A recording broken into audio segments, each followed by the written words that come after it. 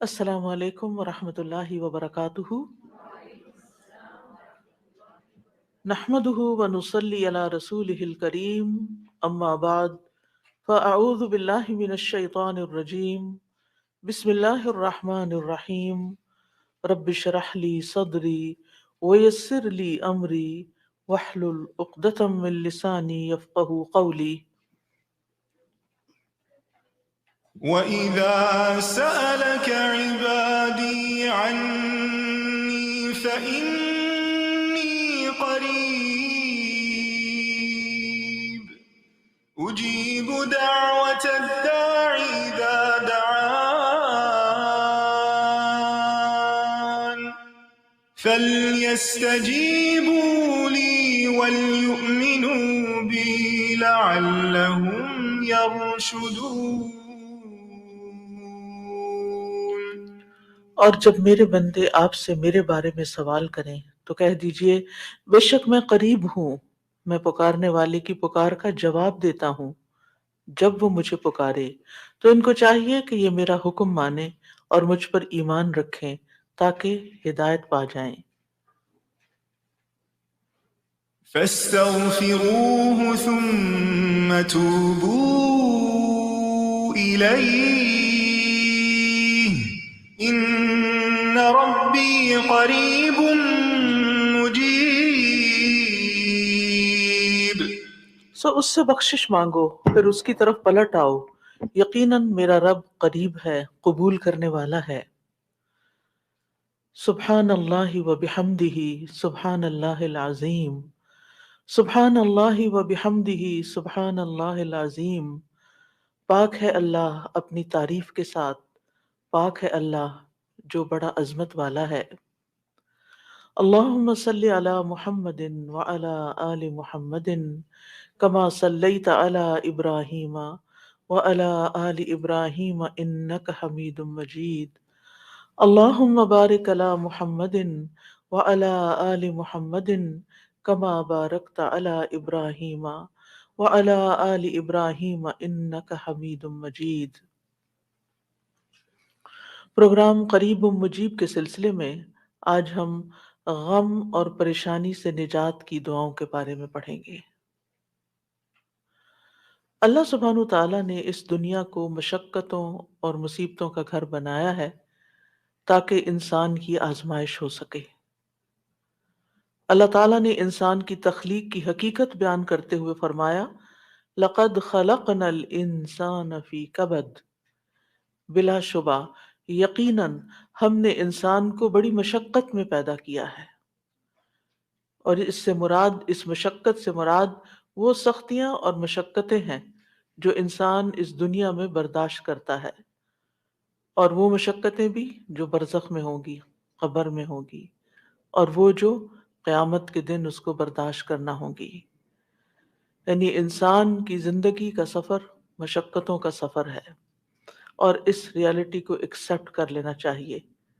ہاں، اگر کوئی اللہ تعالیٰ کی اطاعت اور فرما برداری میں یہ زندگی بسر کرتا ہے اور ان تکلیفوں پر ناراض نہیں ہوتا، ان آزمائشوں میں کامیاب ہو جاتا ہے، تو انشاءاللہ موت کے ساتھ ہی اس کی زندگی راحتوں بھری زندگی شروع ہو جائے گی، اور آئندہ کے لیے اس کی مشقتیں ختم ہو جائیں گی۔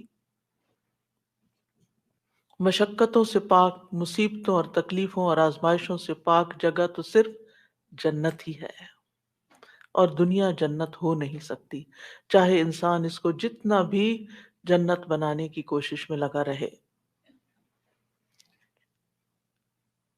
تو اس دنیا میں رہتے ہوئے اس حقیقت کو جان لینا چاہیے کہ یہاں امتحان ہوں گے، تکلیفیں ہوں گی، آزمائشیں ہوں گی، غم ہوں گے۔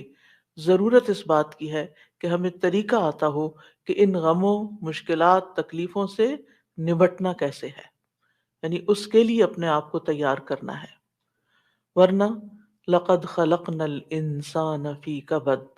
ابن عباس کہتے ہیں کبد سے مراد اس کا پیٹ میں حمل کی صورت میں رہنا، اس کا دودھ پینا، اس کا دودھ چھڑانا، دانتوں کا اگنا، اس کی زندگی کے بچپن کے مراحل اور اس کی گزران، اس کی موت، یہ سب کچھ بہت سخت اور شدید ہوتا ہے۔ یعنی حمل سے لے کے پیدائش کا مرحلہ اور پھر دودھ پینا اور چھڑانا اور دانتوں کا آنا اور ٹیدنگ پیریڈ، سارے ہی مراحل کے اپنے مسائل ہوتے ہیں۔ ان سب میں انسان کو کسی نہ کسی تکلیف سے گزرنا پڑتا ہے۔ قتادہ کہتے ہیں کہ وہ دنیا اور آخرت دونوں کی مصیبتیں جھیلتا ہے تو آپ اس کو مشقت میں پڑا ہوا ہی پائیں گے، یعنی انسان ہے ہی مشقت میں۔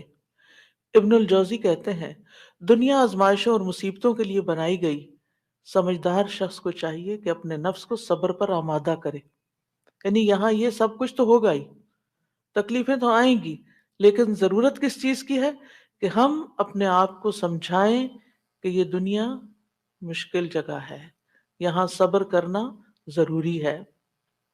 دنیا مومن کے لیے قید خانہ ہے۔ رسول اللہ صلی اللہ علیہ وسلم نے فرمایا الدنیا سجن المؤمن و جنت الکافری، دنیا مومن کے لیے قید خانہ ہے اور کافر کے لیے جنت ہے۔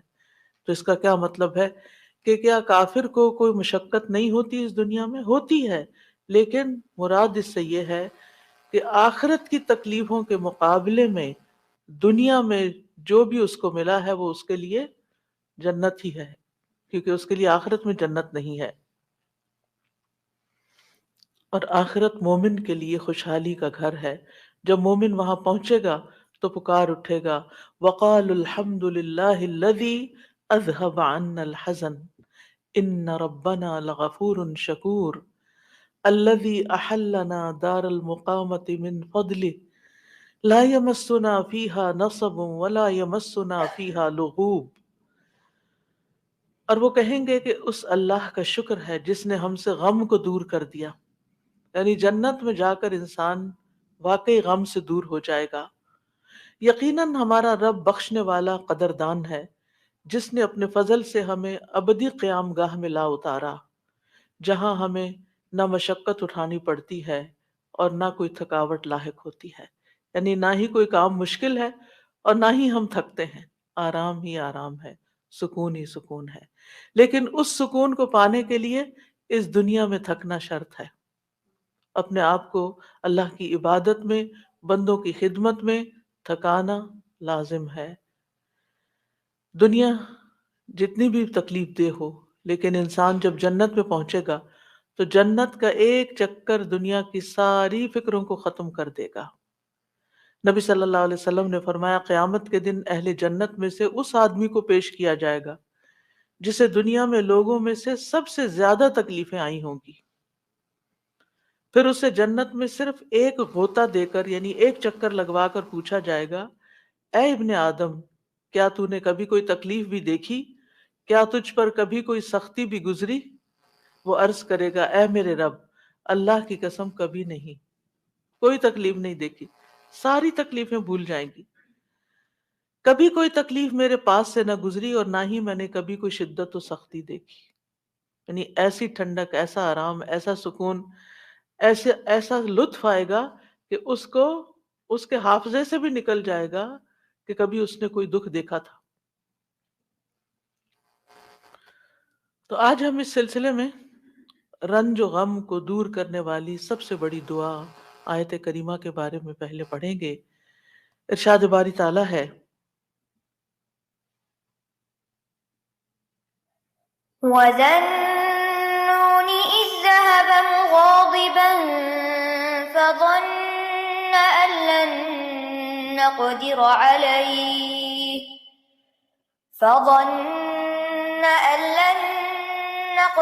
عَلَيْهِ فَنَادَىٰ فِي الظُّلُمَاتِ أَن لَّا إِلَٰهَ إِلَّا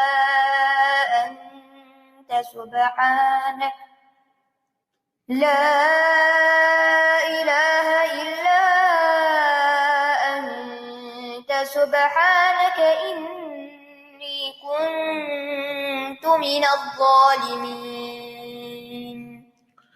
فَاسْتَجَبْنَا لَهُ وَنَجَّيْنَاهُ مِنَ الْغَمِّ وَكَذَٰلِكَ نُنجِي الْمُؤْمِنِينَ۔ اور مچھلی والا جب وہ اپنی قوم سے غضبناک ہو کر چلا گیا تو اس نے گمان کیا کہ ہم ہرگز اس پر قادر نہ ہوں گے، پھر اس نے اندھیروں میں پکارا کہ تیرے سوا کوئی الہ برحق نہیں، تو پاک ہے، بے شک میں ہی ظالموں میں سے ہوں۔ تو ہم نے اس کی دعا قبول کر لی اور اسے غم سے نجات دے دی، اور ہم ایمان لانے والوں کو اسی طرح نجات دیا کرتے ہیں۔ یہاں ذنون سے مراد یونس علیہ السلام ہے، یعنی مچھلی والے۔ نون سے مراد مچھلی۔ یونس علیہ السلام عراق کی ایک بستی نینوا اس میں مبعوث کیے گئے تھے۔ انہوں نے اپنی قوم کو توحید کی دعوت دی، لیکن وہ مسلسل انکار کرتے رہے، جیسے کہ ہر قوم کا شیوا رہا۔ تو آخر ان سے اکتا کر، تنگ آ کر، غصے کی حالت میں ان کے حق میں بد دعا کی اور عذاب کی دھمکی دے کر اللہ کی اجازت کے بغیر انہیں چھوڑ کر نکل پڑے، جس کی انہیں اجازت نہیں تھی، جبکہ منصب رسالت کا تقاضا کیا تھا کہ ان کے کفر اور سرکشی کے باوجود انہی میں رہیں، اور جب تک اللہ تعالیٰ کا حکم نہ آ جائے، جب تک ان کی مدت مہلت پوری نہ ہو جائے، انہیں ہرگز نہ چھوڑا جائے۔ جیسا کہ نوح علیہ السلام نے 950 سال اسی کشمکش میں، اسی کام میں، اسی محنت میں گزار دیے، اور پھر اس وقت ان کے حق میں بد دعا کی جب ان سے کسی خیر کی توقع نہ رہی، اور جب اللہ تعالیٰ نے انہیں بتا دیا کہ اب اس کے بعد تمہاری قوم میں سے کوئی بھی ایمان نہیں لائے گا، تو اب جب انہیں پتہ چل گیا کہ کوئی بھی ایمان نہیں لائے گا، تو پھر انہیں اجازت دی گئی کہ وہ ان کے ختم ہونے کی دعا کر لیں، اور انہیں پھر ختم کر دیا گیا۔ یونس علیہ السلام گھبرا گئے اور اپنی بستی کو چھوڑ گئے، اور جا کر کچھ لوگوں کے ساتھ، یعنی نکل کر بستی سے کچھ لوگوں کے ساتھ ایک کشتی میں سوار ہو گئے۔ جو ہی وہ کشتی آگے بڑھی سمندر میں، تو کشتی ڈگمگانے لگی کیونکہ اوور لوڈڈ تھی۔ اب ساری کشتی کے ڈوبنے کا خطرہ تھا، تو انہوں نے قرعہ اندازی کی کہ ایک آدمی کو کشتی سے نکال دیں تاکہ کشتی کا بوجھ ہلکا ہو جائے اور یہ اپنی منزل تک پہنچ جائے۔ قرعے میں یونس علیہ السلام کا نام نکلا، لیکن انہوں نے اپنے آپ کو کشتی سے نکالنے کا انکار کر دیا۔ لہٰذا دوبارہ قرعہ اندازی کی گئی کہ ہو سکتا اب کسی اور کا نام نکل آئے، لیکن پھر آپ ہی کا نام نکلا، اور پھر آپ نہیں نکلنا چاہتے تھے کشتی سے۔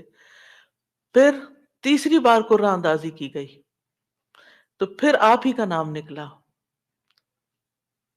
اللہ سبحانہ وتعالیٰ فرماتے ہیں فَسَاهَمَ فَكَانَ مِنَ الْمُدْحَضِينَ، پھر وہ قرعہ میں شریک ہوا تو ہارنے والوں میں سے ہو گیا۔ اب تو کوئی گنجائش ہی نہیں رہی تھی کہ اس کے بعد کچھ قرعہ اندازی کی جائے، اب تو انہی کی باری تھی۔ قرعہ ان کے نام نکلا۔ یہ دیکھ کر یونس علیہ السلام کھڑے ہو گئے اور انہوں نے دریا میں چھلانگ لگا دی۔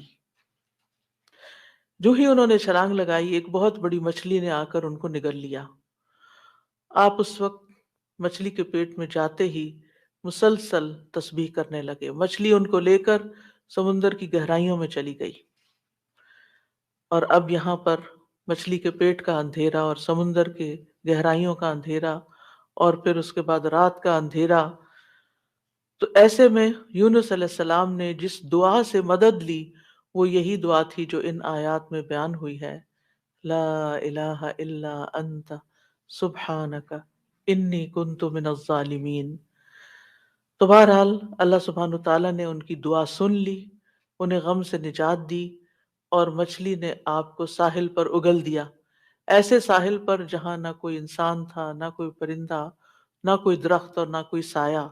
پھر اللہ کے اذن سے انہیں، یعنی کدو کی بیل کا سایہ بھی فراہم کیا گیا، اور اس کے ساتھ ساتھ کھانے کو بھی دیا گیا، اور ان کی جب تکلیف دور ہوئی اور وہ چلنے کے قابل ہوئے، کیونکہ ظاہر ہے کہ مچھلی کے سٹمک میں ایسڈ ہوتا ہے، اور وہ ایسڈ نے ان کی سکن کو اور ان کے پوری ہوش و حواس، ان کی آنکھیں، ان کی ہر چیز کو کتنا متاثر کیا ہوگا۔ تو جب انہیں ان کے ہوش و حواس بحال ہوئے اور چلنے کی کچھ طاقت ہوئی، تو دوبارہ اسی بستی کی طرف بھیجے گئے۔ اب آپ دیکھیے کہ بستی والے دیکھ کر حیران ہو گئے ہوں گے کہ یہ شخص جو ہمیں چھوڑ کر چلا گیا تھا، یہ کیسے واپس آ گیا، اور ہو سکتا ہے کہ ان کے جانے کے بعد انہوں نے تلاش بھی کیا اور وہ کہیں ملے بھی نہ ہوں۔ اور پھر آپ دیکھیے کہ کس طرح بستی والوں کو یہ ریئلائز ہوا کہ انہوں نے غلط کیا ہے اپنے پیغمبر کے ساتھ، تو وہ ایمان لائے۔ بہرحال پھر ایک مدت تک یہ بستی جو ہے ایمان لا کر دنیا میں جیتی رہی۔ دوسری طرف یونس علیہ السلام کو اللہ سبحانہ وتعالیٰ نے غم سے نجات دی، اور اس طرح ان کی نجات کے بعد ان کو اللہ تعالیٰ نے چن لیا۔ اسی طرح اللہ سبحانہ وتعالیٰ اس بستی کے بارے میں فرماتے ہیں فَلَوْلَا كَانَتْ قَرْيَةٌ آمَنَتْ فَنَفَعَهَا إِيمَانُهَا إِلَّا قَوْمَ يُونُسَ لَمَّا آمَنُوا كَشَفْنَا عَنْهُمْ عَذَابَ الْخِزْيِ فِي الْحَيَاةِ الدُّنْيَا وَمَتَّعْنَاهُمْ إِلَىٰ حِينٍ۔ سو کوئی ایسی بستی کیوں نہ ہوئی جو ایمان لائی ہو، پھر اس کے ایمان نے اسے نفع دیا ہو یونس کی قوم کے سوا۔ جب وہ ایمان لے آئے تو ہم نے ان کی ذلت کا عذاب ان کو دنیا کی زندگی میں ان سے ہٹا دیا اور انہیں ایک وقت تک سامان دیا۔ کہا جاتا ہے کہ یونس علیہ السلام جب قوم کو چھوڑ کر گئے تھے اور ان لوگوں کو یہ بات سمجھ آ گئی کہ وہ نبی تھے اور وہ جھوٹ نہیں بولتے، تو وہ سب کے سب اپنے بچوں، چوپایوں، مویشیوں سب کو لے کر صحرا کی طرف نکل گئے اور ماں کو بچوں سے الگ کر دیا، اور اللہ سبحانہ تعالیٰ کے حضور میں رو رو کر دعائیں کی، حتیٰ کہ ان کے اونٹ بلبلانے لگے اور بچے بھی رونے لگے، اور گایوں کے بچے ڈکرانے لگے اور بھیڑ بکریاں اور سارے جانور بولنے لگے۔ یعنی ایک سماں ہوگا اس توبہ استغفار کا، کس طرح انہوں نے فریادیں کی۔ تو آپ دیکھیے ادھر ان کا پیغمبر فریادیں کر رہا ہے اور ادھر ان کی قوم فریادیں کر رہی ہے اپنے سارے مال و متاع کے سمیت۔ تو اللہ سبحانہ وتعالیٰ نے کس طرح ان کی فریادیں سن لی۔ تو اس سے کیا پتہ چلتا ہے کہ دعا مانگنے کا بھی ایک سلیقہ ہوتا ہے۔ بے روح دعائیں، بس صرف الفاظ کا دہرا دینا، کبھی چپ کر کے دل میں دہرا لینا، کبھی زبان سے لفظ نکالے بغیر صرف منہ سے بول دینا، یہ کافی نہیں ہوتا، بلکہ اس کے لیے بہت ضروری ہوتا ہے کہ انسان اپنی آہ و زاری ظاہر کرے، اللہ سبحانہ تعالیٰ کے آگے اپنی بے قراری کو بیان کرے اور اپنی کیفیت اور اپنے غم اور اپنے دکھ کی داستان سنائے اور محنت کرے دعا میں۔ ہم دعا میں محنت نہیں کرتے، ہم ایک آدھ دفعہ بس کر لیتے ہیں، کبھی تھوڑا بہت آنسو بھی آ گئے، تھوڑا بہت رو پڑے اور بات ختم ہو گئی، اور پھر کہا ہم نے تو بڑی دعا کر لی، ہماری تو سنی نہیں جاتی۔ یونس علیہ السلام نے یہ آیت کریمہ کیسے پڑھا تھا، اور ہماری قوم میں کیسے یہ رواج ہے آیت کریمہ پڑھنے کا؟ یعنی باتیں بھی چل رہی ہوتی ہیں اور گٹنیاں پھینکی جا رہی ہوتی ہیں اور 1.25 پورا کرنا ہوتا ہے، اور کوئی صحیح پڑھ بھی رہا ہوتا ہے اور کوئی اس کے پروننسیشن بھی نہیں جانتا اور کچھ سے کچھ اس کو پڑھ رہا ہوتا ہے، اور پھر یہ کہ توقع رکھتے ہیں کہ اب ہم نے 1.25 پڑھ کے دے دیا ہے تو ہماری مشکل ضرور آسان ہو جائے، حالانکہ بات 1.25 کی نہیں۔ اور قرائن سے کہیں یہ پتہ نہیں چلتا کہ یونس علیہ السلام نے 1.25 پورا کیا تھا اور جب وہ اس سے نکلے تھے۔ ہو سکتا ہے انہوں نے چند ہی بار پکارا، لیکن پوری تکلیف میں جب کراہتے ہوئے اور روتے ہوئے پکارا تو اللہ سبحانہ تعالیٰ نے اس دعا کو سن لیا۔ تو ہم سب کو بھی چاہیے کہ اپنی دعاؤں کے اندر رقت پیدا کریں، خشوع پیدا کریں، عاجزی سے دعا مانگیں، رو کے دعا مانگیں۔ جو بھی مشکلات اٹکی ہوئی ہیں، جو بھی مسائل ہمارے ارد گرد ہم پہ چھائے ہوئے ہیں، جن چیزوں کی طرف سے بھی ہم پریشان ہیں، جو بھی غم، ہم، حزن اور مستقبل کے فکر اور پریشانیاں، جو چیزیں بھی ہماری زندگی میں عام ہو رہی ہیں، ان سب کو دور کرنے کے لیے ہم اللہ کو پکاریں اور خوب پکاریں۔ تو اللہ سبحانہ تعالیٰ نے یہاں ان کا نام نہیں لیا ان آیات میں، بلکہ ذنون کہا، مچھلی والا، کیونکہ نون مچھلی کو کہتے ہیں اور مچھلی نے انہیں نگل لیا تھا۔ وَذَنُّونِ إِذْ ذَهَبَ مُغَاضِبًا، یعنی غصے میں گئے تھے، ناراض ہو کے گئے تھے قوم سے۔ فَظَنَّ أَن لَّن نَّقْدِرَ عَلَيْهِ، انہوں نے یہ ہرگز نہیں سمجھا کہ اللہ تعالیٰ ان پر قابو نہ پا سکے گا۔ یعنی اس کا مطلب ہے کہ انہوں نے سمجھا کہ شاید ان کی پکڑ نہیں ہوگی، یعنی انہیں کچھ کہا نہیں جائے گا۔ قدرہ کا مطلب ہوتا ہے کسی پہ کوئی چیز تنگ کر دینا، جس سے رزق کی تنگی کے لیے بھی یہ لفظ قرآن میں استعمال ہوتا ہے۔ مطلب یہ ہے کہ یونس علیہ السلام جب اپنی قوم کو چھوڑ کر نکل رہے تھے تو انہوں نے یہ سمجھا تھا کہ اس پر وہ حق بجانب ہیں اور ان کی پکڑ نہیں ہوگی، یعنی ہم انہیں کچھ نہیں کہیں گے، لیکن پکڑ ہو گئی کیونکہ اللہ تعالیٰ کا حکم نہیں آیا تھا۔ اچھا، بعض اوقات ہم بھی کچھ اپنی زندگی میں ایسے کام شروع کر دیتے ہیں یا ایسے ڈیسیژن لے لیتے ہیں اور ساتھ ہی اس خوش فہمی میں مبتلا ہو جاتے ہیں، یہ تو معمولی سی بات ہے، اس پہ اللہ تعالیٰ کیا پکڑے گا، اس پہ نہیں پکڑ ہوتی۔ لیکن کبھی بھی جان بوجھ کے نافرمانی نہیں کرنی چاہیے، اور انسان کو حد الوسع کوشش کرنی چاہیے کہ اللہ تعالیٰ کی ناراضگی کے کاموں سے بچے، اور کسی بھی گناہ کو ہلکا نہیں سمجھنا چاہیے، چھوٹا نہیں سمجھنا چاہیے کہ اس پہ نہیں پکڑ ہوتی، لیکن پکڑ ہو گئی۔ فنادا فی الظلمات اللہ الہ الا انت سبحانک انی کنت من الظالمین۔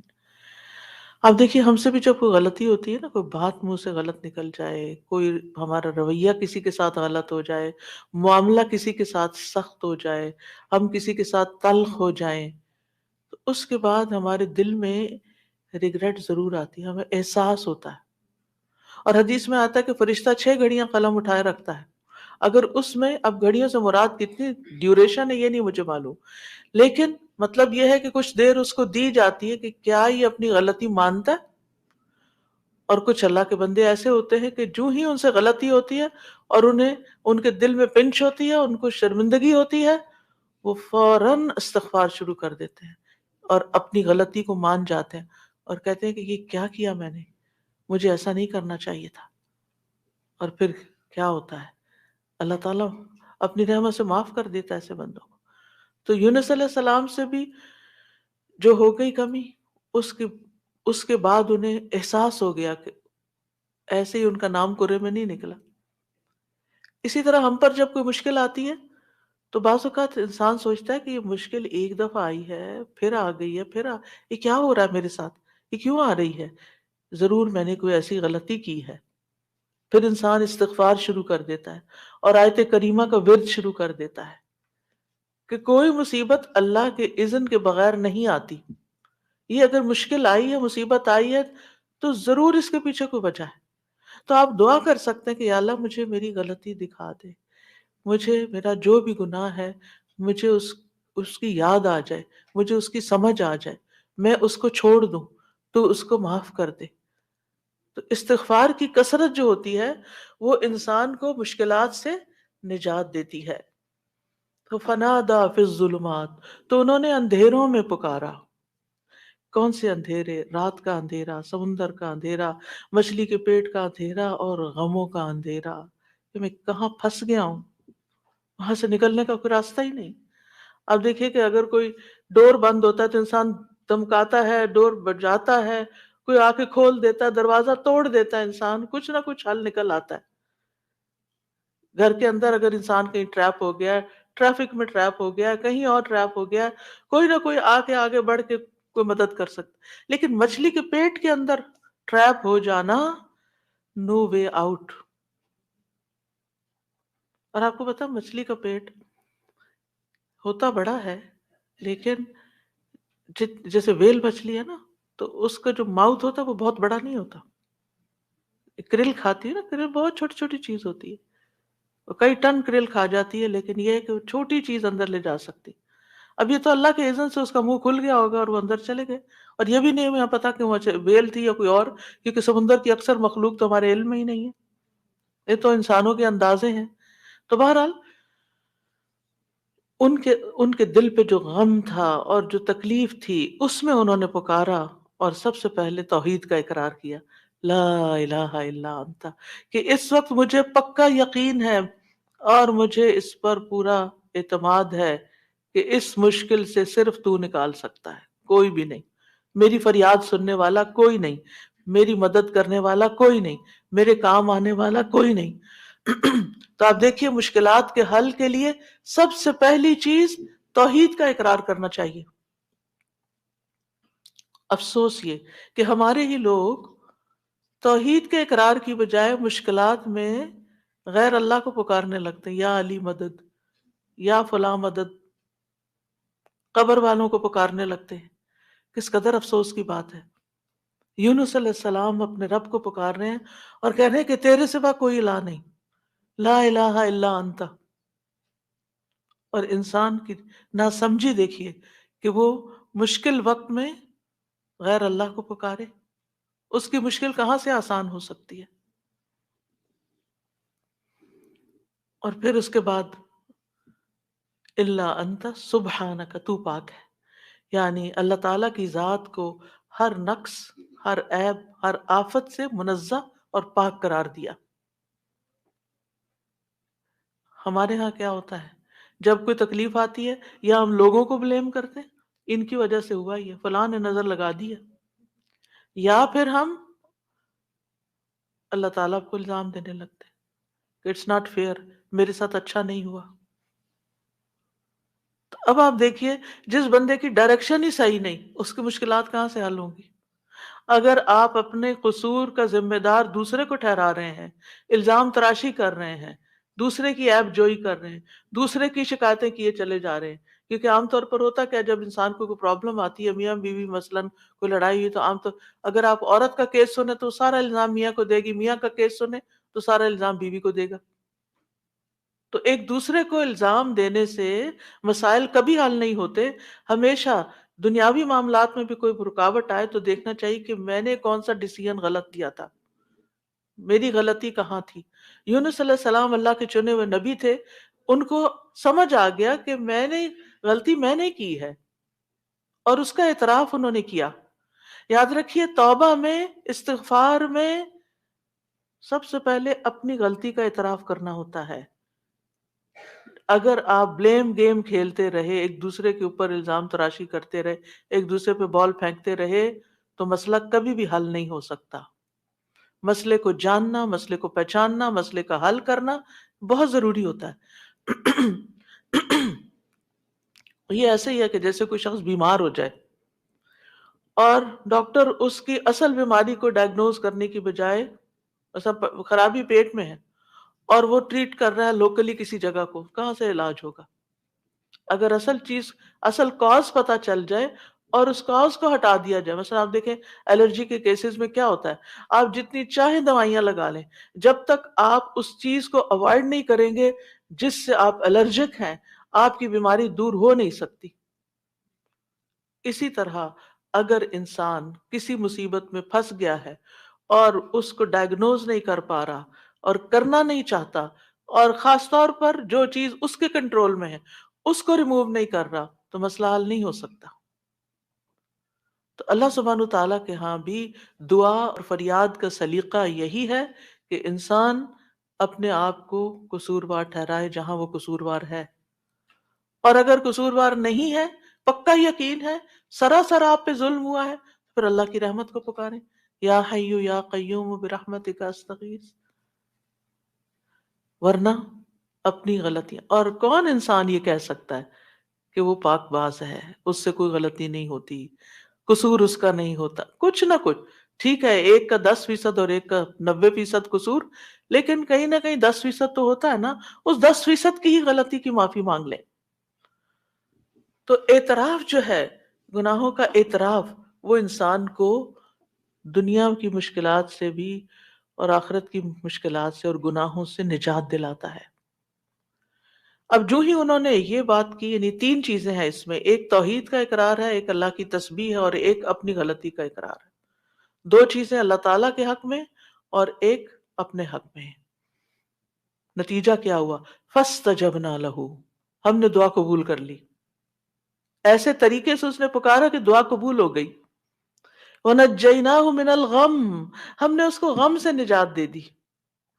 یہ قرآن کے الفاظ ہیں، لہٰذا جس کے دل پر کوئی بھی غم ہے کسی بھی چیز کا، اولاد کی طرف سے، ازواج کی طرف سے، یا مال کی طرف سے، یا کسی بھی طرح کا کوئی غم، ہم، فکر، پریشانی، اس کو انہی کلمات کو لازم کر لینا چاہیے اور اسی جذبے کے ساتھ پڑھنا چاہیے جس جذبے کے ساتھ یونس علیہ السلام نے پڑھا تھا۔ وَنَجَّيْنَاهُ مِنَ الْغَمِّ، اس وقت وہ غم میں گھرے ہوئے تھے تو اللہ نے ان کو نجات دے دی۔ وَكَذَلِكَ نُنْجِي الْمُؤْمِنِينَ، یہ صرف ان کے لیے نہیں تھا، ہم اسی طرح سارے مومنوں کو نجات دیتے ہیں۔ کوئی بھی جو یہ کرے گا، یہ وظیفہ کرے گا، جو بھی یہ دعا پڑھے گا، اس کو غم سے نجات مل جائے گی۔ تو گویا مومنوں کو اس بات کی ترغیب دی جا رہی ہے، اس بات کا سلیقہ سکھایا جا رہا ہے کہ غم اور دکھ اور تکلیف کے موقع پر انہیں کیا پڑھنا ہے، کیا کہنا ہے۔ اور جب انسان یہ دیکھتا ہے کہ سابقہ مومنین کو اس دعا کی وجہ سے نجات ملی، تکلیف سے نجات ہوئی، تو اس کا ایک یقین بڑھ جاتا ہے کہ اللہ تعالیٰ میری تکلیف بھی دور کر دے گا۔ اگر وہ رب یونس علیہ السلام کو مچھلی کے پیٹ سے نکال سکتا ہے تو میرا رب مجھے اس مشکل سے کیوں نہیں نکالے گا، کیوں نہیں نکال سکتا، وہ ضرور نکالے گا۔ تو اس سے خاص طور پر یہ بات پتہ چلتی ہے کہ تحلیل یعنی لا الہ الا اللہ اور تسبیح سبحان اللہ یا سبحانک، یہ ہر غم کو دور کرنے کے لیے مجرب نسخے ہیں۔ یہ دو چیزیں کرب اور مصیبت سے نجات دلاتی ہیں۔ تو جو شخص بھی اللہ کی کتاب پر ایمان رکھتا ہے، قرآن مجید کو اللہ کا کلام سمجھتا ہے، اللہ کے وعدے پر بھروسہ کرتا ہے، اللہ کے اس بات کو سچا سمجھتا ہے، تو پھر وہ اسی طریقے پر اس دعا کے ساتھ اپنے رب کو پکارے تو اللہ تعالیٰ اس کی دعا قبول کرے گا اور اس کو غم سے نجات دے گا۔ اس دعا کی فضیلت کے بارے میں احادیث بھی آتی ہیں۔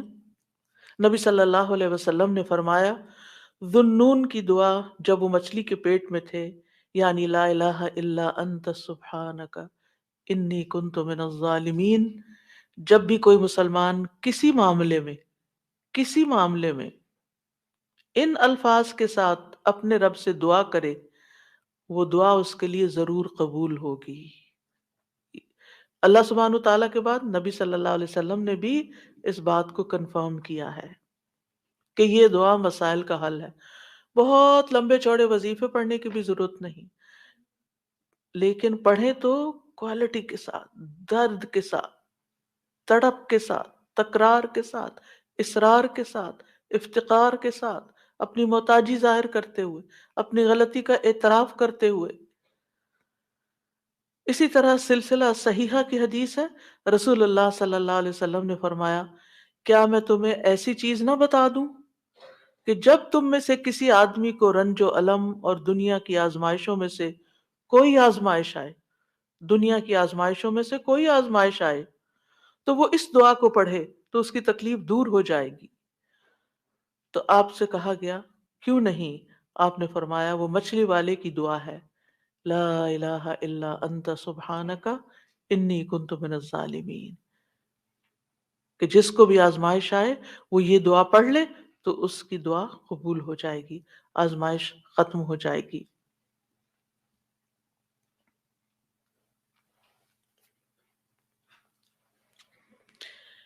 ایک روایت میں آتا ہے، سعد کہتے ہیں، ایک مرتبہ مسجد نبوی میں میرا گزر عثمان بن عفان رضی اللہ عنہ کے پاس سے ہوا۔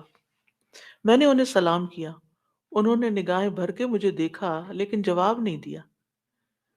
میں عمر بن خطاب رضی اللہ عنہ کے پاس آیا، انہیں بھی میں نے 2 مرتبہ سلام کیا۔ میں نے ان سے کہا، کیا اسلام میں کوئی نئی چیز پیدا ہو گئی ہے؟ دو دفعہ ان سے سلام نہیں کیا، 2 دفعہ سوال کیا، ان سے 2 دفعہ سوال کیا کہ کیا اسلام میں کوئی نئی چیز پیدا ہو گئی ہے؟ انہوں نے کہا نہیں، کیوں، کیا ہوا؟ میں نے کہا میں ابھی مسجد میں عثمان رضی اللہ عنہ کے پاس سے گزرا تھا، میں نے انہیں سلام کیا، انہوں نے نگاہیں بھر کے مجھے دیکھا لیکن جواب نہیں دیا۔ عمر رضی اللہ عنہ نے پیغام بھیج کر حضرت عثمان کو بلا لیا اور فرمایا کہ اپنے بھائی کے سلام کا جواب دینے میں آپ کو کیا رکاوٹ پیش آئی، کس چیز نے آپ کو روکا؟ عثمان رضی اللہ عنہ نے کہا کہ میں نے تو ایسا نہیں کیا۔ سعد کہتے ہیں میں نے کہا بالکل ایسا ہی کیا ہے۔ کہتے ہیں حتیٰ کہ عثمان رضی اللہ عنہ نے قسم کھا لی، تو میں نے بھی قسم کھا لی۔ پھر عثمان رضی اللہ عنہ کو کچھ یاد آ گیا تو انہوں نے کہا بلا واستغفر اللہ واتوب الیہ، ہاں ایسا ہوا ہے، میں اللہ سے معافی مانگتا ہوں اور توبہ کرتا ہوں۔ آپ ابھی ابھی میرے پاس سے گزرے تھے، دراصل میں اس وقت ایک بات سوچ رہا تھا جو میں نے رسول اللہ صلی اللہ علیہ وسلم سے سنی تھی، اور اللہ کی قسم جب بھی مجھے وہ بات یاد آ جاتی ہے میری آنکھیں پتھرا جاتی ہیں، اور میرے دل پہ پردہ آ جاتا ہے، یعنی مجھے اپنی ہوش نہیں رہتی۔ کہتے ہیں سعد نے کہا میں آپ کو اس کے بارے میں بتاتا ہوں۔ رسول اللہ صلی اللہ علیہ وسلم نے ایک مرتبہ کسی گفتگو کی ابتدا میں ایک دعا کا ذکر کیا تھا۔ تھوڑی دیر کے بعد ایک دیہاتی آیا، اس نے آپ کو مشغول کر لیا، یہاں تک کہ جب رسول اللہ صلی اللہ علیہ وسلم کھڑے ہوئے تو میں بھی آپ کے پیچھے پیچھے چلا گیا۔ جب مجھے اندیشہ ہوا کہ جب تک میں آپ کے قریب پہنچوں گا آپ اپنے گھر پہنچ چکے ہوں گے، تو میں نے اپنا پاؤں زمین پر مارا تو رسول اللہ صلی اللہ علیہ وسلم نے میری طرف توجہ کی، پوچھا یہ کون ہے؟ ابو اسحاق ہے؟ کہتے ہیں میں نے عرض کیا جی یا رسول اللہ صلی اللہ علیہ وسلم۔ آپ نے فرمایا کیا بات ہے؟ کہتے ہیں میں نے عرض کیا کہ آپ نے ہمارے سامنے ابتدا میں ایک دعا کا تذکرہ کیا تھا اور پھر ایک دیہاتی نے آپ کو مشغول کر لیا اور آپ نے وہ بتائی نہیں دعا۔ آپ نے فرمایا ہاں، وہ یونس علیہ السلام کی دعا ہے جو انہوں نے مچھلی کے پیٹ میں مانگی تھی، یعنی لا الہ الا انت سبحانک انی کنت من الظالمین۔ کوئی بھی مسلمان جب بھی کسی معاملے میں ان الفاظ کے ساتھ دعا کرے گا تو دعا ضرور قبول ہوگی۔ اب آپ دیکھیے کہ یہ صحابہ ہیں، یعنی کہنے کو تو یہ حدیث کا آخری حصہ میں سنا کے آگے چلتی، لیکن مجھے یہ بات اس لحاظ سے اچھی لگتی ہے کہ اس میں ہمارے سیکھنے کی کچھ اور باتیں بھی ہیں۔ وہ یہ کہ اتنے جلیل القدر صحابی جو رسول اللہ صلی اللہ علیہ وسلم کے انتہائی قریب تھے، یعنی ان سے پایس امت میں کون ہو سکتا ہے؟ حضرت عمر ہو، حضرت عثمان ہو، حضرت علی ہو، حضرت ابوبکر رضی اللہ عنہ ہو، لیکن انسان تھے اور ان پر بھی ایسی غیر معمولی کیفیات آتی تھیں کہ وہ اپنی سوچوں میں یا اپنے حالت میں ایسے مشغول ہوتے تھے کہ ان کو سامنے کی چیز نظر نہیں آتی تھی۔ بعض اوقات ایسا کوئی غم ہوتا ہے، کوئی بات ہوتی ہے، ہو سکتا ہے نبی صلی اللہ علیہ وسلم نے آپ کی آخری وقت کے بارے میں فتنوں کی کوئی پیشن گوئی کی ہو، کیونکہ یہاں بات کا نہیں پتہ چلتا کہ کون سی بات ان کو ہر چیز بھلا دیتی تھی۔ دوسری بات یہ کہ بعض اوقات انسان کا حافظہ ایسے ساتھ چھوڑ جاتا ہے کہ وہ کہتا ہے کہ یہ کام ہوا ہی نہیں، نہ صرف یہ کہ وہ کہتا ہے نہیں بلکہ اس کے بعد قسم بھی کھا لیتا ہے۔ تو اب دونوں صحابہ نے قسم کھا لی، بعد میں احساس ہوتا ہے اوہ میں نے ہاں اب یاد آیا، ہو سکتا ہے آپ کے ساتھ کبھی ایسا کوئی مرحلہ ہوا اور اس کے بعد کس قدر شرمندگی ہوئی۔ پچھلے دنوں میرے ساتھ یہی ایک معاملہ ہوا، کسی نے مجھے کچھ امانت دی کسی کو دینے کے لیے اور میں جلدی میں تھی، جلدی سے رکھ کے ڈرار میں بھول گئی۔ اس کے بعد جس کی امانت تھی اس نے مجھ سے پوچھا تو میں نے کہا کہ بالکل نہیں، مجھے تو کچھ پتا نہیں، کچھ پتا نہیں۔ دو تین دفعہ انہوں نے پوچھا، انہوں نے ہر دفعہ کہا مجھے کچھ پتا نہیں، ایسا کچھ بھی نہیں۔ لا حول ولا قوت الا باللہ۔ پھر جب اس شخص سے پوچھا گیا تو پھر دور جا کے مجھے یاد ہے، ہاں وہ میں نکل رہی تھی اور جلدی میں ایسے ہوا تھا، اور میں سوچوں کہ یا اللہ ایسی پھر تکلیف ہوتی ہے نا اندر، کہ اتنی دفعہ میں نے غلط بیانی کی، حافظے کی کمزوری یا اس انسیڈنٹ کو بالکل بھول جانے کی وجہ سے۔ خاص طور پر اگر میں کلاس کے لیے نکل رہی ہوں نا اور مجھے کوئی کچھ بات کہے تو مجھے سمجھ نہیں آتی یہ کیا کہہ رہا ہے۔ یعنی آپ کی زندگی میں بھی کوئی ایسے اوقات ہوتے ہیں نا جب آپ کسی ضروری کام یا ضروری سوچ میں، تو بچے آ کے کچھ کہتے ہیں وہ فلاں آیا ہے، یہ فلاں ہو گیا، اس کا فون ہے، اور آپ ایسے سنی انسنی کر دیتے ہیں جیسے آپ کو علم ہی نہ ہو۔ یہ کیفیات، ہم سب انسان ہیں، ہم کمزور ہیں، ہم سے ایسی غلطیاں ہوتی ہیں، ہمیں ایسی غلطیوں کا احساس ہوتے ہی معافی مانگ لینی چاہیے۔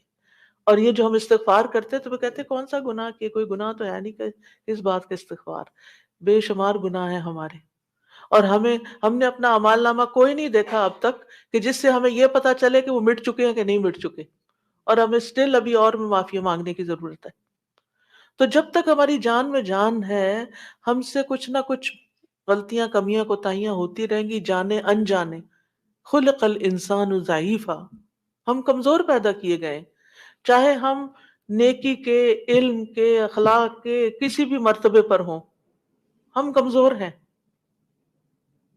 ہم میں کوئی بڑائی نہیں ہے، اور ہم سب غلطیاں کرتے ہیں۔ تو ہونا کیا چاہیے؟ جو ہی یاد آئے غلطی تو غلطی کا اعتراف کر لینا چاہیے، معافی مانگ لینی چاہیے، بندوں سے بھی مانگ لینی چاہیے، اللہ سے بھی معافی مانگ لینی چاہیے، اور پھر اللہ تعالیٰ کی طرف رجوع کرنا چاہیے۔ تو اللہ سبحانہ تعالیٰ معاف کر دینے والا ہے، اور وہی ایک اکیلا ہے جو مشکلات سے نکال سکتا ہے۔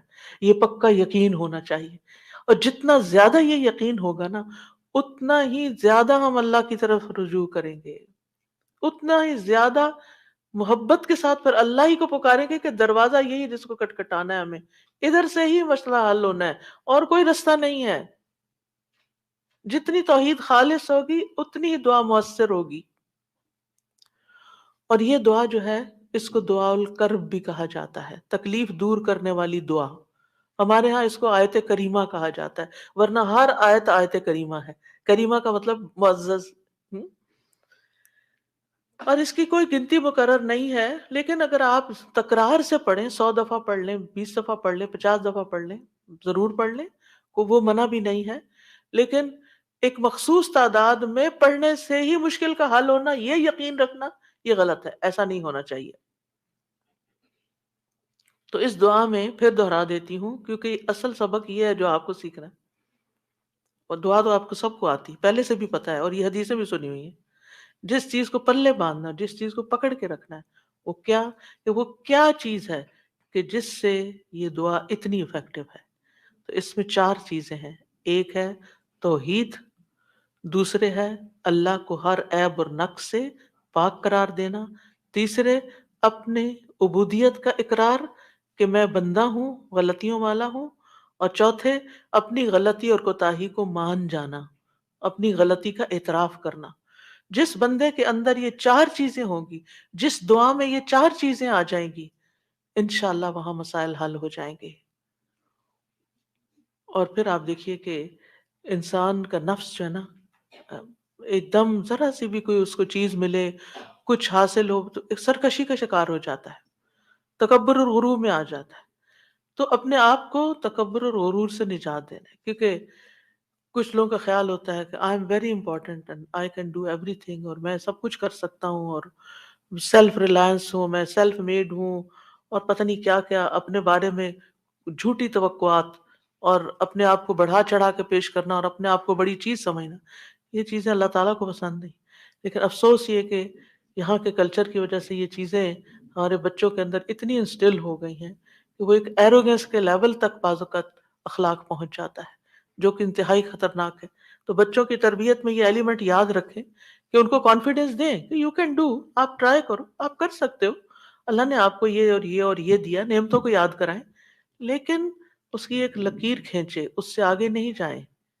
You are not everything, کرنے والا اللہ ہے، انسان صرف اسباب اختیار کرتا ہے، لیکن ساری طاقت لا حول ولا قوت الا باللہ۔ اور پھر یہ کہ اللہ تعالیٰ کی جو خالق کی عظمت ہے اور اس کی جو اہمیت ہے ہماری زندگی میں، اس کا اظہار اور اقرار کرنا، اور اس کو پاک قرار دینا، اور اس سے ظلم کی نفی کرنا کہ آپ ظالم نہیں، میں ظالم ہوں، انی کنت من الظالمین، اور غلطیاں میری ہیں، یہ بہت ضروری ہے۔ جہاں تک غم اور پریشانی کا تعلق ہے زندگی میں، تو یاد رکھیے کہ غمگین رہنا ایمان کی علامت نہیں، ٹھیک ہے؟ یعنی ہر وقت غمگین نہیں رہنا چاہیے، غم ایمان کے مراتب میں سے نہیں۔ ابن قیم رحمہ اللہ کہتے ہیں، جان لیں غم راستے کی رکاوٹوں میں سے ہے، یعنی اللہ کی طرف جانے والا جو راستہ ہے، سالک کہتے ہیں نا جانے والے کو، آپ نے سنا ہوگا لفظ سالک۔ تو اللہ کی طرف جانے والا جو راستہ ہے، غم اس راستے کی رکاوٹ ہے۔ غم آپ کی ہمت، طاقت، صلاحیت کو کم کرتا ہے، آپ کی عبادت میں رکاوٹ ڈالتا ہے۔ آپ نماز شروع کر لیتے ہیں، آپ کو پتہ ہی نہیں ہوتا کہ کیا پڑھ رہے ہیں۔ آپ دعا مانگنے لگتے ہیں، آپ کا دل اڑا ہوا ہوتا ہے، آپ کو سمجھ نہیں آتی آپ کیا بول رہے ہیں۔ تو غم سے ہمیشہ پناہ مانگے کہ ہم پر غم نہ آئے۔ وہ کہتے ہیں یہ ایمان کے مراتب اور مقامات میں سے نہیں، اور نہ ہی اللہ کے راستے پر چلنے والوں کی منازل میں سے ہے۔ یہی وجہ ہے کہ اللہ نے کسی ایک جگہ پر بھی غم کرنے کا حکم نہیں دیا، صبر کا حکم دیا، شکر کا حکم دیا، توکل کا دیا، لیکن غم کرنے کا حکم نہیں دیا کہ غم کرو، غمگین رہو، اور نہ ہی غم کی کہیں تعریف فرمائی ہے۔ بلکہ غم سے منع کیا ہے۔ غم مصیبتوں میں سے ایک مصیبت ہے، اور ہمیں دعا کرتے رہنا چاہیے کہ اللہ تعالیٰ اس مصیبت کو ہم سے دور ہی رکھے۔ یہی وجہ ہے کہ جنتی لوگ جنت میں پہنچ کر کیا کہیں گے؟ الحمد للہ الذی اذہب عنا الحزن، سب تعریفیں اللہ کے لیے ہیں جس نے ہم سے غم دور کر دیا۔ یعنی جنتی جنت میں جا کر جس چیز سے خوش ہوں گے وہ کیا؟ کہ جنت میں غم نہیں ہے، کوئی پریشانی نہیں ہے۔ اللہ سبحانہ و تعالیٰ بندے کو غمگین ہونے سے منع فرماتا ہے۔ سورۃ آل عمران میں جنگ احد کے سلسلے میں اللہ تعالیٰ فرماتے ہیں اذ تسعدون ولا تلوون علی احد منکم ولا تلوون علی احد والرسول يدعوكم في اخراكم فاثابكم غما بغم لكي لا تحزنوا على ما فاتكم ولا ما اصابكم والله خبير بما تعملون۔ اور وہ وقت یاد کرو جب جنگ احد میں تم بھاگے چلے جا رہے تھے اور کسی کی طرف مڑ کر بھی نہ دیکھتے تھے، حالانکہ اللہ کا رسول تمہیں پیچھے سے بلا رہا تھا، پھر اللہ نے تمہیں رنج پر رنج دیے تاکہ تم ایسی بات پر غم نہ کرو جو تمہارے ہاتھ سے نکل جائے، اور نہ ایسی مصیبت پر غم کرو جو تم پہ نازل ہو، اور جو کام بھی تم کرتے ہو اللہ ان سے خوب واقف ہے۔ یعنی یہ ٹریننگ ہو رہی تھی، یعنی ایک کے بعد ایک صدمہ کیوں آیا؟ تاکہ غم زندگی سے نکل ہی جائے۔ پھر فرمایا وَلَا تَهِنُوا وَلَا تَحْزَنُوا وَأَنْتُمُ الْأَعْلَوْنَ إِن كُنتُم مُؤْمِنِينَ۔ اتنی تکلیف اٹھا کے، ان کی تفصیل تو میں اب نہیں بتا سکتی وقت کی کمی کی وجہ سے، اور سب سے بڑی تکلیف مسلمانوں کے لیے کیا تھی کہ نبی صلی اللہ علیہ وسلم کا دانت مبارک شہید ہو گیا تھا اور آپ کو چوٹ لگی تھی اور آپ گر پڑے تھے، تو یہ بہت بڑا صدمہ تھا۔ 70 لوگ شہید ہو چکے تھے، گھر گھر میں آفت آ گئی تھی۔ لیکن اتنے بڑے صدمے کے بعد بھی اللہ تعالیٰ کا حکم کیا ہے؟ وَلَا تَهِنُوا وَلَا تَحْزَنُوا، غمگین مت رہو، غم نہیں کرو۔ غم کا موقع ہے، غم کی بات ہے، لیکن فرمان نہیں، غم نہیں کرنا، کیونکہ غم انسان کو کھوکھلا کر جاتا ہے، غم انسان کو کمزور کر جاتا ہے۔ تمہیں تو آئندہ ابھی اور مقابلے کرنے ہیں، اور اگر تم غم منانے بیٹھ گئے تو وہ ہمت، جرت، سب کچھ چلا جائے گا، بزدل ہو جاؤ گے۔ غم ایک مصیبت نہیں، غم مصیبتوں کی لائن لے کے آتا ہے، ایک کے بعد ایک مصیبت اس کے ساتھ چلی آتی ہے، اس لیے غمگین نہیں ہونا۔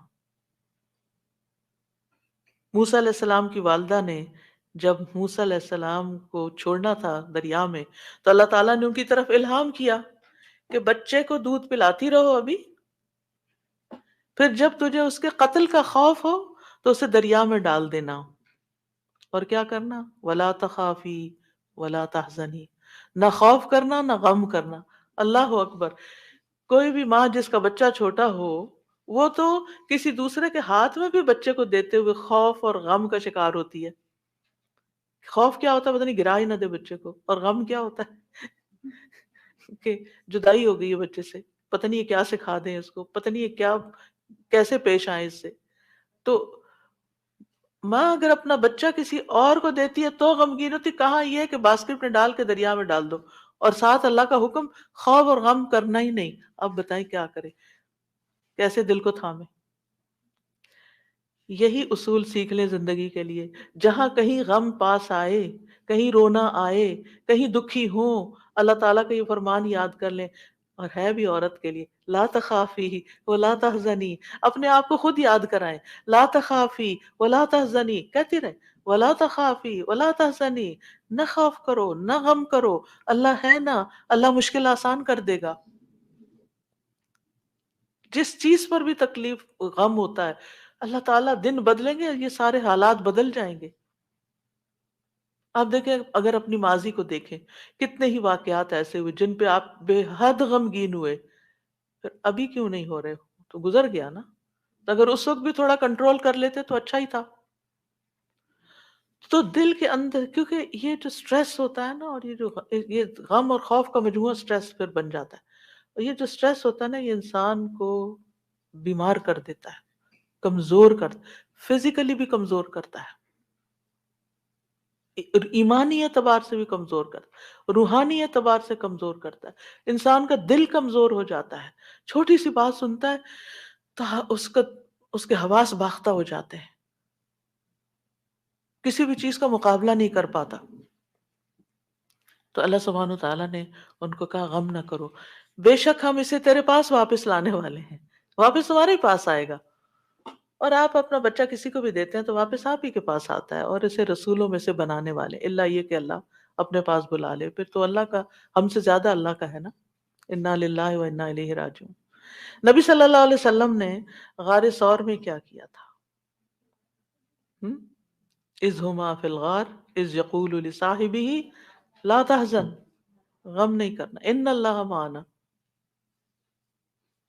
کس یعنی کس طرح بے یار و مددگار انسان ایک ایسی جگہ پر ہو جہاں ساری قوم دشمن بنی ہوئی ہو اور پھر بھی غم نہ کرے، سارے ساتھ چھوڑ دیں، الٹا مخالفت کریں، جان کے دشمن بن، پھر بھی غم نہیں کرو، غم نہیں کرو۔ اور حضرت ابوبکر تو نبی صلی اللہ علیہ وسلم کے لیے غمگین ہو رہے تھے نا۔ ابن قیم کہتے ہیں 4 چیزیں جسم کو برباد کر دیتی ہیں: پریشانی، غم، بھوک اور بیداری۔ پریشانی اور غم پختہ عزم کو کمزور کر دیتے ہیں اور دل میں کمزوری پیدا کر دیتے ہیں، اور بندے اور اس کے کاموں میں محنت کرنے کے درمیان رکاوٹ بن جاتے ہیں، جو کام اس کے لیے مفید ہوتے ہیں، یعنی آپ پروڈکٹیو نہیں رہتے،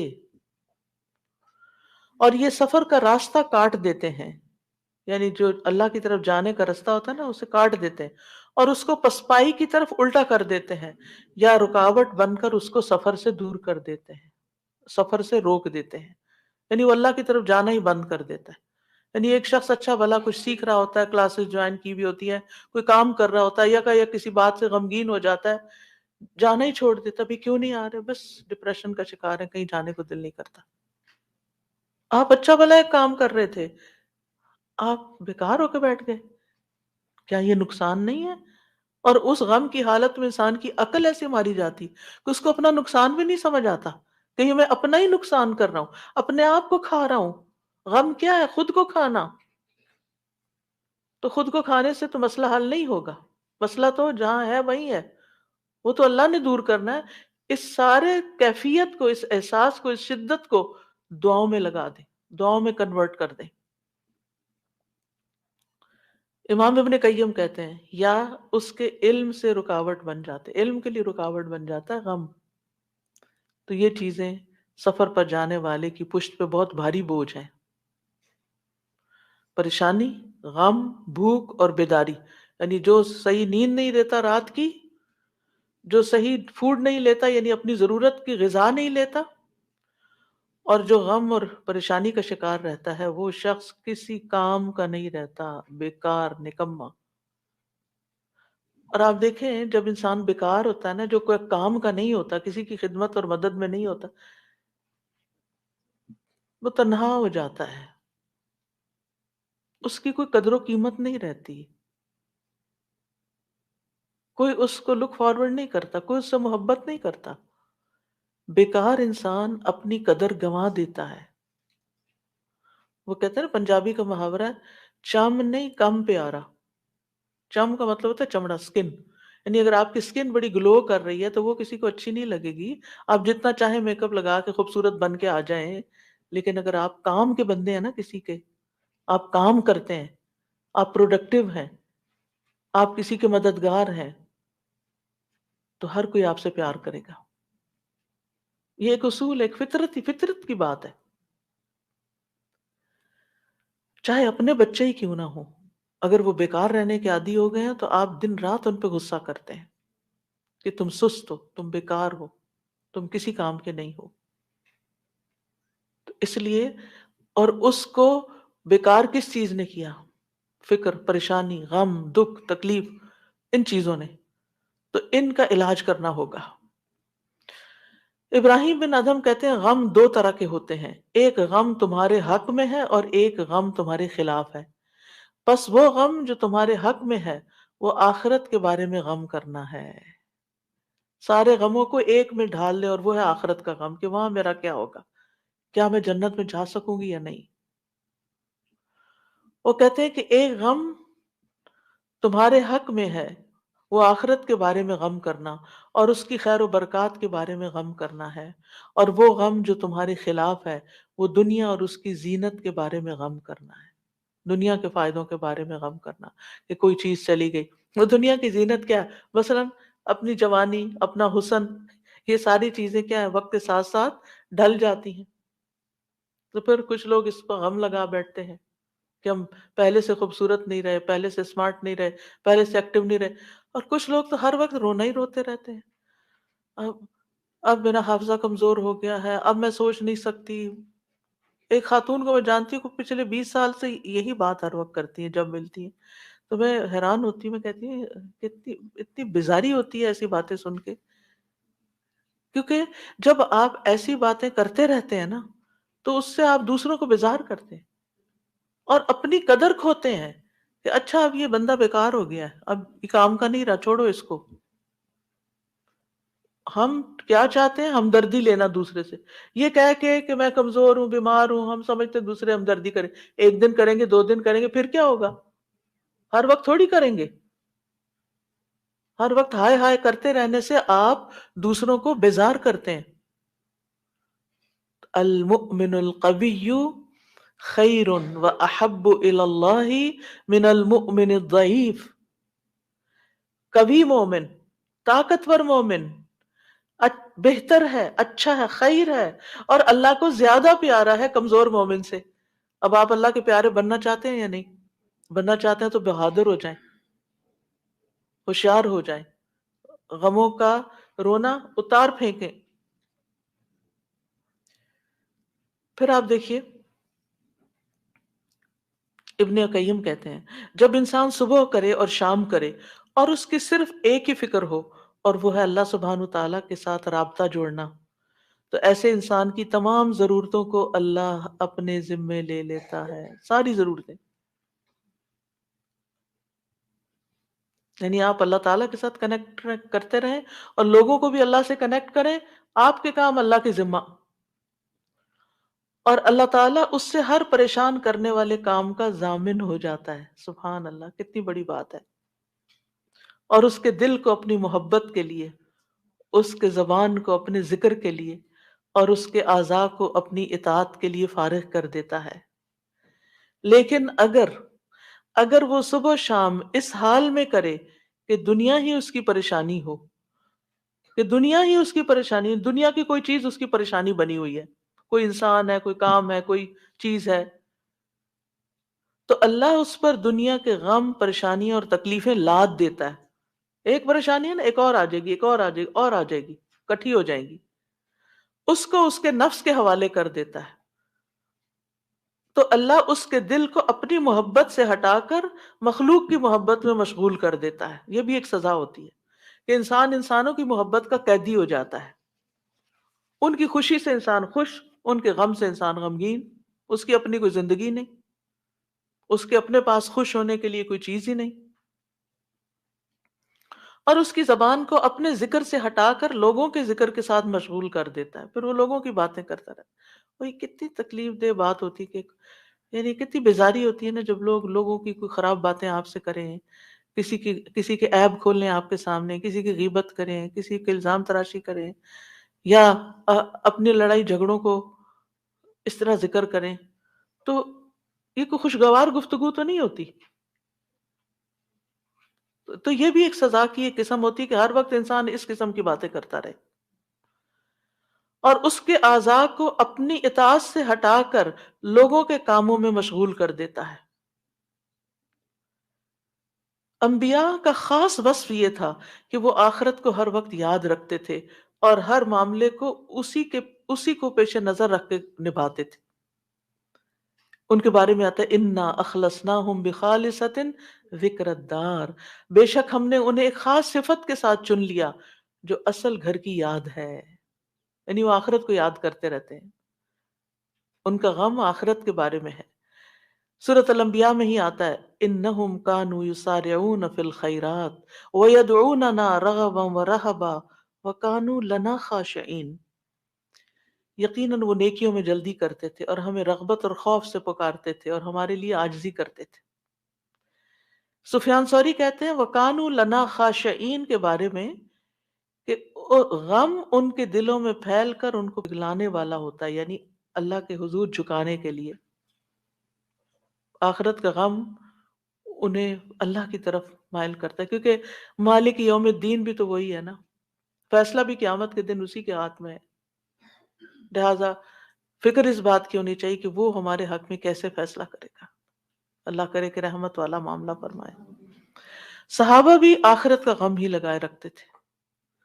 عبد الرحمن بن عوف کے پاس کھانا لایا گیا، وہ روزے سے تھے۔ انہوں نے کہا مصعب بن عمیر شہید کیے گئے، وہ مجھ سے بہتر تھے۔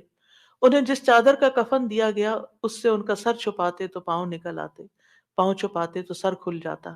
پھر ہمارے لیے دنیا کشادہ کر دی گئی، ہمیں تو یہ ڈر ہے کہ کہیں ہماری نیکیوں کا بدلہ ہمیں اس دنیا میں ہی نہ مل جائے۔ اور پھر آپ رو پڑے، کھانا بھی چھوڑ دیا۔ حسن بصری کا حال یہ تھا کہ جب بھی ان سے ملاقات ہوتی ایسا لگتا کہ ابھی کوئی مصیبت آئی، یعنی آخرت کی فکر اتنی کرتے تھے۔ نظر کہتے ہیں میں عمر بن عبدالعزیز کے پاس گیا تو وہ رونے کے قریب تھے، ہمیشہ آہیں بھرتے رہتے تھے، گویا ساری مخلوق کا غم انہی کو ہے، حالانکہ ان کو آخرت کی فکر ہوتی تھی۔ سفیان ثوری کہتے ہیں لوگوں کا غم ختم ہو چکا ہے، آپ نمازیوں میں ایک شخص کو دیکھیں گے اس پر کوئی نہ غم ہے نہ خوف ہے۔ وہ کہتے ہیں پہلے ایک آدمی نماز پڑھتا تھا، پھر آپ اس کو دیکھتے کہ بیٹھا ہوا ہے اور اس کی نماز اس کو غم میں بھڑکا دیتی، یعنی اس کو رونا آتا نماز میں آخرت کی یاد کی وجہ سے۔ آج اگر ہمیں نماز میں رونا آتا بھی ہے تو کس وجہ سے آتا ہے؟ ہم سب اپنا جائزہ لیں، ہر کوئی اپنا اپنا۔ پچھلے ایک مہینے کے اندر سوچئے میں کتنی بار روئی ہوں اور کیوں روئی ہوں، دنیا کے غم میں روئی ہوں یا آخرت کے غم میں روئی ہوں۔ ہم کیوں روتے ہیں؟ اس نے مجھے ہرٹ کر دیا، یہ مسئلہ آ گیا، فلاں آ گیا۔ یہ چھوٹے مسئلے ہیں، یہ وقت کے ساتھ ختم ہو جائیں گے۔ جو جو آگے آپ بڑھیں گے یہ مسئلے پیچھے رہتے جائیں گے۔ لیکن آگے جو آ رہا ہے نا، کل جس کو دیکھنا ہے وہ ہے مشکل وقت، اس کا غم لگا لیں کہ آگے دیکھیں۔ صحابہ نماز ضائع ہونے پہ غم زدہ ہوتے تھے، عبادت نہ کر سکنے پر غمگین ہوتے تھے، فتنوں میں پڑنے پہ غمگین ہوتے تھے، ہر دن زندگی کو کم کر رہا ہے اس بات میں غمگین ہوتے تھے، اس بات میں نہیں کہ دنیا چھوڑ جائیں گے تو کیا بنے گا، یہ سارے ہمارے مال اسباب اور جو ہم نے اتنی محنت سے کمائے ہیں اس کا کیا ہوگا۔ اس بات کا غم کہ حساب کا وقت قریب آ رہا ہے، ہر دن موت سے قریب کر رہا ہے، ہر دن قبر سے قریب کر رہا ہے، آگے میرا حساب ہونا ہے، میں کیا اس کے لیے تیار ہوں؟ کیا میں نے اپنے سارے کام نپٹا لیے؟ تو بات یہ ہے کہ رنج و غم زندگی کا حصہ ہے، لیکن دنیا کا غم نیچے آ جانا چاہیے اور آخرت کا غم اوپر آ جانا چاہیے، یہ ہم نے کرنا ہے۔ اور دنیا کے غموں سے بچنے کے لیے سب سے پہلے توحید کا یقین، اللہ کی طرف رغبت، تقدیر پر یقین کہ جو تکلیفیں آ رہی ہیں نا یہ تقدیر کا حصہ ہیں، ان کو ایکسپٹ کر لیا جائے۔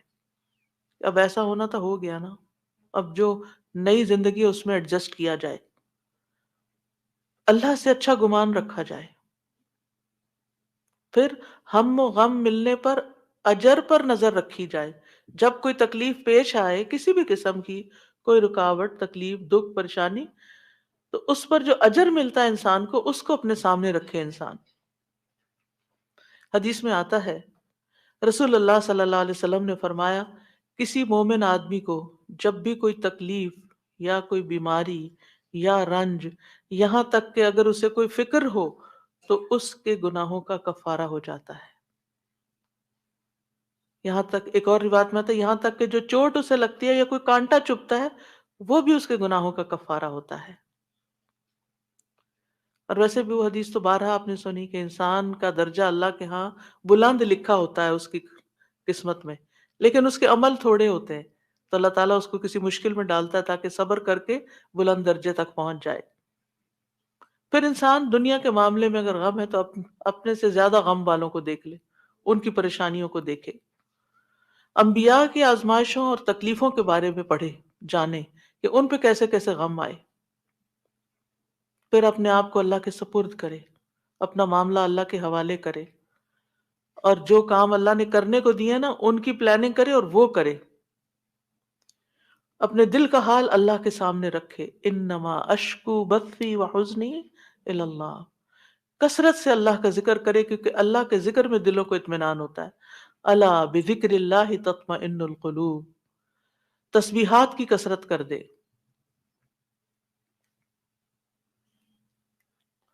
نبی صلی اللہ علیہ وسلم نے فرمایا، جو اپنے مال کو خرچ کرنے سے بچائے، دشمن سے مقابلہ کرنے سے ڈرے، رات سے خوف کھائے کہ وہ اس کو پریشان کرتی ہے، تو وہ اس قول کی کثرت کر دے، سبحان اللہ والحمد للہ ولا الہ الا اللہ واللہ اکبر، اور اگر ولا حول ولا قوت الا باللہ بھی پڑھ لیں تو اس کا اپنا فائدہ ہے الگ سے۔ پھر یہ کہ اپنے فرائض اور اپنی ذمہ داریوں کو پورا کرے انسان۔ بہت دفعہ انسان کی بیکاری اس کو غمگین کرتی ہے، کرنے کا کوئی کام نہیں ہے، فارغ ہے، کوئی مقصد نہیں زندگی میں، کوئی منزل نہیں، کچھ اچیو کرنے کو نہیں، دن آتا ہے چلا جاتا ہے، تو یہ چیزیں بھی انسان کو پریشان رکھتی ہیں۔ جب آپ کی گول سیٹنگ ہوگی ہر روز کی، صبح سویرے اٹھتے ہی اور ارلی مارننگ کام شروع کر دیں گے تو پریشانیاں بھاگ جائیں گی، ان کو آپ کے پاس آنے کا وقت نہیں ملے گا، کیونکہ آپ مصروف ہیں، آپ ان کو ٹائم نہیں دیں گے کیونکہ آپ کے پاس اور کام ہے۔ لیکن جب آپ فارغ ہوتے ہیں تو وہ آ جاتی ہیں آپ کا دل اڑانے۔ پھر نماز سے مدد حاصل کرنا، وَاسْتَعِینُوا بِالصَّبْرِ وَالصَّلَاةِ، انبیاء گھبراہٹ میں نماز کی طرف لپکتے تھے، اور جو نماز چھوڑ دیتا ہے اللہ کی مدد اس سے چھٹ جاتی۔ تو نماز کی پابندی، صدقہ کرنا، صدقات انسان کے غموں کو دور کرنے کا باعث ہے۔ اللہ تعالیٰ فرماتے ہیں، الذین ينفقون اموالهم فی سبیل اللہ سرا وعلانیۃ، باللیل والنہار سرا وعلانیہ فلہم اجرہم عند ربہم ولا خوف علیہم ولا ہم یحزنون۔ جو لوگ دن رات کھلے چھپے اپنا مال خرچ کرتے ہیں، انہیں اپنے رب سے اس کا اجر ضرور مل جائے گا۔ ایسے لوگوں کو نہ کچھ خوف ہوگا نہ وہ غمگین ہوں گے۔ پھر اسی طرح دین پر استقامت غم اور خوف کو دور کرتی ہے۔ دین کے کاموں میں جمے رہیں۔ ان الذین قالوا ربنا اللہ ثم استقاموا فلا خوف علیہم ولا هم یحزنون، یقیناً وہ لوگ جنہوں نے کہا کہ اللہ ہمارا رب ہے، پھر اس پر خوب قائم رہے، ان پر نہ کوئی خوف ہوگا نہ وہ غمگین ہوں گے۔ پھر حالات سے کمپرومائز کرنا، حالات سے راضی رہنا، جیسے ابراہیم علیہ السلام حضرت سارہ کو، حضرت ہاجر کو جب چھوڑ گئے وہاں مکہ کی وادی میں، تو وہ پریشان ہوئی کہ میں اکیلی، میرا بچہ اکیلا، ہم یہاں کیا کریں گے، نہ کھانا نہ پینا نہ کچھ۔ تو وہ دوڑتی ہوئی حضرت ابراہیم کے پیچھے آئیں جب وہ واپس جا رہے تھے، تو ان سے پوچھا اللہ ہمارا کا بہذا، اللہ نے آپ کو اس کا حکم دیا کہ ہمیں یہاں اکیلے چھوڑ جائیں؟ تو ابراہیم علیہ السلام نے اس بات میں سر ہلایا، کہنے لگی پھر اللہ تعالیٰ ہمیں تنہا نہیں چھوڑے گا، اگر اللہ کا حکم ہے نا تو ٹیک کیئر کر لے گا۔ ایسے ہی بندہ مومن کہتا ہے اگر یہ اللہ کا فیصلہ ہے نا تو وہ میری ٹیک کیئر کر لے گا، مجھے فکر کرنے کی ضرورت نہیں ہے۔ زبان سے رب کی رضا کے کلمات ہمیشہ ادا کریں، کاش اور افسوس ہو گیا اس کے الفاظ نہیں استعمال کریں، یہ کہیں جو اللہ کی مرضی، جو تقدیر میں لکھا تھا وہ ہوا۔ اچھے کاموں میں مصروف ہوں، خدمت خلق میں مصروف ہوں۔ رسول اللہ صلی اللہ علیہ وسلم نے فرمایا وہ لوگ اللہ تعالیٰ کو زیادہ محبوب ہیں جو دوسروں کے لیے زیادہ فائدہ مند ہوں، اور اللہ عز و جل کے ہاں سب سے پسندیدہ اعمال یہ ہیں مسلمان کا اپنے بھائی کو خوش کر دینا۔ آپ خود غمگین بھی ہیں، دکھی بھی ہیں، دوسروں کو خوش کرنا شروع کر دیں، آپ بھی خوش ہو جائیں گے، کیونکہ خوشی کنٹیجیس ہوتی ہے، خوشی پھیلانے سے پھیلتی ہے۔ اس سے کوئی تکلیف دور کر دینا، یعنی اوروں کی تکلیف دور کریں، اللہ آپ کی دور کر دے گا۔ اس کا قرضہ چکانا، اسے کھانا کھلانا، اور مجھے کسی بھائی کی ضرورت پوری کرنے کے لیے اس کے ساتھ چلنا اس مسجد نبوی میں 1 مہینہ اعتکاف کرنے سے زیادہ محبوب ہے۔ اور جس نے اپنے غصے کو روک لیا اللہ اس کی خامیوں پر پردہ ڈال دے گا، اور جو اپنے غصے کو نافذ کرنے کے باوجود کی سکت کے باوجود پی گیا اللہ اس کے دل کو قیامت کے دن امیدوں سے بھر دے گا۔ اور جو اپنے بھائی کے ساتھ اس کی ضرورت پوری کرنے کے لیے چلا اللہ تعالیٰ اس کو اس دن ثابت قدم رکھے گا جس دن قدم ڈگمگا جائیں گے، اور بد اخلاقی اعمال کو یوں تباہ کرتی ہے جیسے سرکہ شہد میں بگاڑ پیدا کر دیتا ہے۔ یعنی شہد میں اگر سرکہ ڈال دیں تو سرکے کا ٹیسٹ غالب آ جائے گا، شہد کا پیچھے چلا جائے گا۔ پھر اسی طرح اپنی فوڈ پر بھی نظر رکھیں۔ کھانا پینا بھی انسان کے اندر، اس کے اندر جو کیمیکل امبیلنسز ہوتے ہیں، ہارمونل چینجز اثر انداز ہوتا ہے۔ لہذا غم کے موقع پر تلبینہ کھلانا جو ہے غمگین شخص کو وہ فائدہ دیتا ہے۔ یہ حضرت عائشہ سے روایت ہے کہ جب کوئی ان کے رشتہ داروں میں سے فوت ہو جاتا تو عورتیں جمع ہو جاتی، جب وہ منتشر ہوتی صرف رشتہ دار اور خاص لوگ رہ جاتے تو آپ صلی اللہ علیہ وسلم تو حضرت عائشہ ان کو ہنڈیا میں تلبینہ پکانے کا حکم دیتی۔ تلبینہ پکایا جاتا، سرید بنایا جاتا، اس پہ تلبینہ ڈالا جاتا، پھر حضرت عائشہ فرماتی اسے کھاؤ کیونکہ میں نے رسول اللہ صلی اللہ علیہ وسلم سے سنا ہے، آپ فرماتے تھے تلبینہ مریض کے دل کو تسکین دیتا ہے اور غم بھی کچھ دور کر دیتا ہے۔ تو رائٹ فوڈ جو ہے وہ آپ کے اندر ایک طاقت لاتی ہے، لیکن عموماً کیا ہوتا ہے جب کوئی غمگین ہوتا ہے کھانا بھی نہیں چھوڑ دیتا۔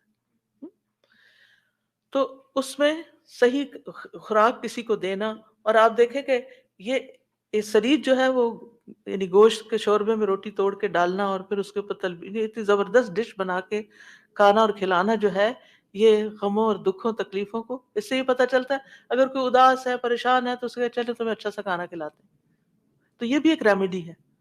اس کا ماحول چینج کرے، اس کو کہیں لے جائیں، لیکن یہ کبھی کبھی تو ہو سکتا ہے اور کسی وجہ سے ہو سکتا ہے۔ حضرت عائشہ تو جب کسی کا کوئی فوت ہو جاتا تھا اس وقت یہ کام ہوتا تھا، اس کا نسخہ بتا رہی ہیں، لیکن اگر کسی نے روز کی عادت ہی بنا لی ہو، صبح سویرے اٹھے موڈ آف کر لیا، تو اب یہ تو نہیں ہو سکتا نا کہ ہر روز کوئی آپ کو تلبینہ پکا کے کھلائے۔ اور پھر آخری بات یہ کہ دعاؤں کی کثرت۔ آیت کریمہ کے علاوہ اللہ اللہ ربی لا اشرک بہ شیئا، نبی صلی اللہ علیہ وسلم اپنے گھر والوں کو جمع کر کے یہ دعا سکھاتے تھے اور فرماتے کہ جب تم میں سے کسی کو کوئی غم یا پریشانی پہنچے تو اسے چاہیے کہ وہ اللہ اللہ ربی لا اشرک بہ شیئا کہے۔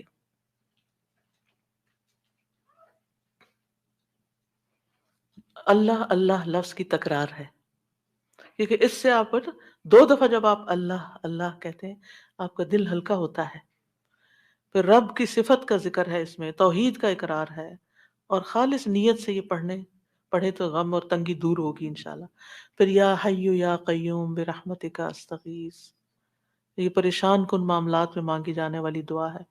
اس میں اللہ تعالیٰ کا اسم اعظم ہے، اس میں اللہ تعالیٰ کی 2 صفات کے ساتھ، 2 ناموں کے ساتھ وسیلہ پکڑا گیا ہے، الحی القیوم، اور بہترین وسیلہ جس کے ساتھ دعا کی جائے وہ اللہ کے نام ہے، اللہ تعالیٰ کی صفات ہے۔ پھر ایک اور دعا ہے اللہم رحمتک ارجو فلا تکلنی الی نفسی طرفۃ عین واصلح لی شأنی کلہ لا الہ الا انت، اے اللہ میں تیری رحمت کا امیدوار ہوں، تو مجھے آنکھ جھپکنے تک کے لیے میرے نفس کے حوالے نہ کرنا، اور میرے سارے معاملات درست فرما دے، تیرے سوا کوئی معبود نہیں۔ یہ مصیبت زدہ کی دعا ہے۔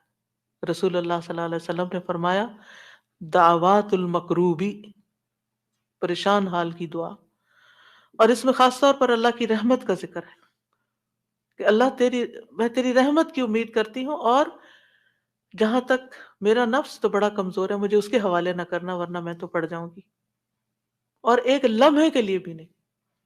اب دیکھیے بعض اوقات آپ نے ایکسپیرینس کیا ہوگا، یہ میں اپنے پرسنل ایکسپیرینس سے بات کر رہی ہوں، ایک لمحے کے لیے کوئی خیال آ جاتا ہے کسی بھی چیز کا، کوئی ایسی پریشان کن چیز، آپ کا سارا جو سکون ہے وہ برباد ہو کے رہ جاتا ہے.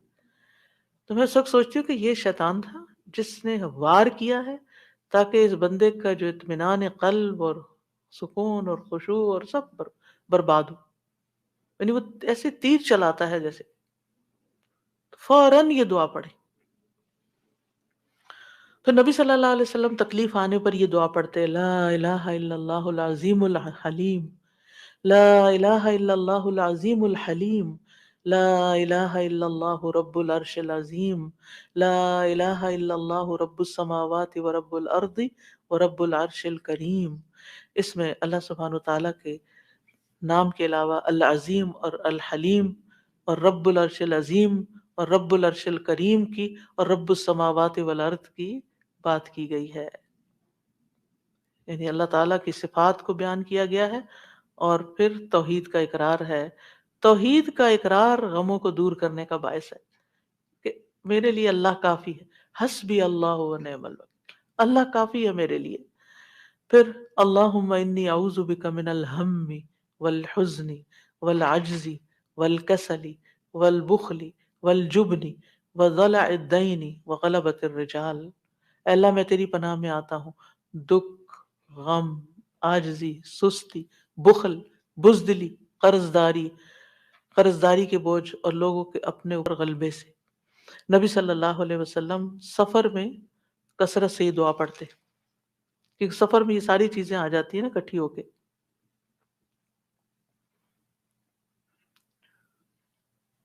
اور پھر آپ دیکھیں کہ غم ماضی کا ہوتا ہے، فکر مستقبل کی ہوتی ہے، اور پھر بے بسی اور کمزوری اور کچھ کرنے کو دل نہ چاہنا اور کسی کی مدد نہ کرنا اور ہر چیز سے ڈرنا، بزدلی دکھانا اور لوگوں کا چڑھائی کر دینا آپ پر، یہ ساری چیزیں وبال ہیں. ان سے بچنے کے لیے دعا کرنی چاہیے.